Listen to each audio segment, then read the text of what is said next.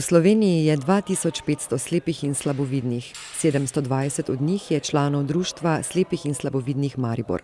Društvo deluje kot dnevni center, kjer lahko preživljajo čas ob številnih aktivnostih. Govoreči pikado, šah, namizni tenis, ročna dela, uporaba slepim prilagojenega računalnika, uporaba pripomočkov, kot je detektor barv, kalkulator, ure.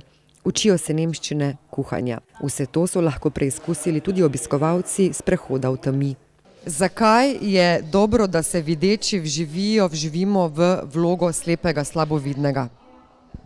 Zato, da vidite, kako živimo, da ni taki bav, kot je na prvi pogled videti. Da mi tudi lahko zmoremo veliko stvari, veliko jih ne moremo, to je res, ampak veliko stvari lahko zmoremo zato, ker imamo razne pripomočke in te pripomočke danes omogočamo, da ljudje vidijo. Projekt je lani v Slovenijo pripeljal Bojan Varga, ki se je s tovrstno družbeno angažiranostjo slepih seznanil na Dunaju. Sicer na društvu kot prostovoljec uči nemščino. Na leto izpeljajo 3 takšne dogodke. Sleposti mislim, da marsikdo je prepričan, da je zmožen empatije. Marsikdo si misli, marsikdo je sposoben kakšnega miselnega eksperimenta in si zelo jasno predstavlja, ampak vseeno mislim, da ni možno tako dobro preučiti to situacijo, kot če nam res zleze pod kožo. Mi bi radi predvsem dosegli s tem, da vidijo ljudje, da smo čisto normalna bitja, da nismo zato, ker smo slepi še da nam kaj druga manjka, ne? In da bi nam priskočili lahko na pomoč, da bi več prostovoljcev se ponudilo. Tale tehnica ima recimo notri govorca, ona je takšna kot videča, ampak nam pove, koliko je vsebine notri, ko tehtamo. To je to.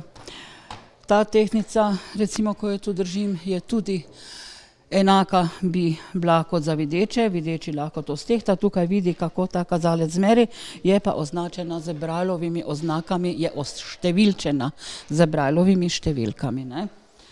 Tu imamo potem tudi pripomoček, je skledica, je pripomoček za lomljenje jajc, ločenje rumenjaka od beljaka. Tu imamo potem posodice, za katerimi merimo tudi razne tekočine, bom rekla mleko, olje, tudi najbolj se uporablja pri peki peciva.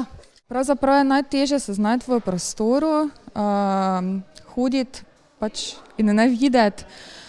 Drugače zelo zanimivo pa mi je bilo igrati pikado. Koliko časa imaš danes zdaj že ta očala gor? Približno pol ure. Kakšen je občutek? Je grozen? Ne fejst. Tisti, ki morajo vsak dan, to pa mi je že malo. Čudno je, ampak se moraš navaditi. Kaj je bilo najtežje? Pisati in risati. Če bi videl, da ima kdo težavo, bi mu pomagal čez cesto? Ja, bi mu pomagal. Če človek ne vidi, potem mora uporabiti vse druge čute za preživetje. Ne? Najbolj občutljivi so prsti na rokah in prste na rokah uporabljamo za branje brave pisave, za tipkanje na tipkovnici za računalnik, za tipkanje na telefonih, za uporabo zvočnih predvajalnikov. Vse to moramo početi z rokami brez oči. Tudi šah igramo z glavo, vendar gledamo s prsti pri šahu. To se pravi, vse, kar hočemo videti, moramo v bistvu občutiti. Ja, nisem popolnoma samostojen, ne morem voziti avtomobila, težko se gibljem po mestu, to se pravi, malo sem odvisen tudi pomoči drugih, vendar hočem večino stvari opraviti sam. Zaenkrat mi to uspeva.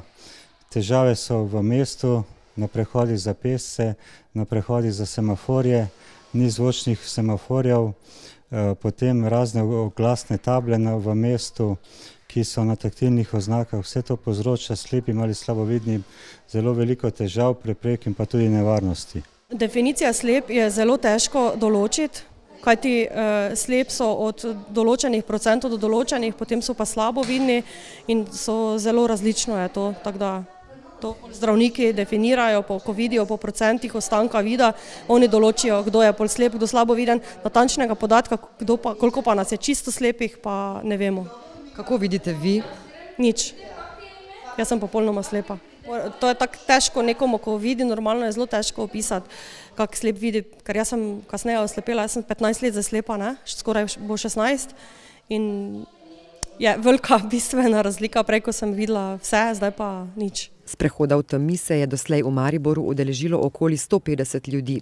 Vrata za tiste, ki jih zanima, kako živijo slepi, so na društvu sicer odprta vsak dan. Veseli bodo obiskovalcev, prostovoljcev, ne bodo pa jezni tudi, če se jih bo kdo dotaknil ali jim pomagal čez cesto.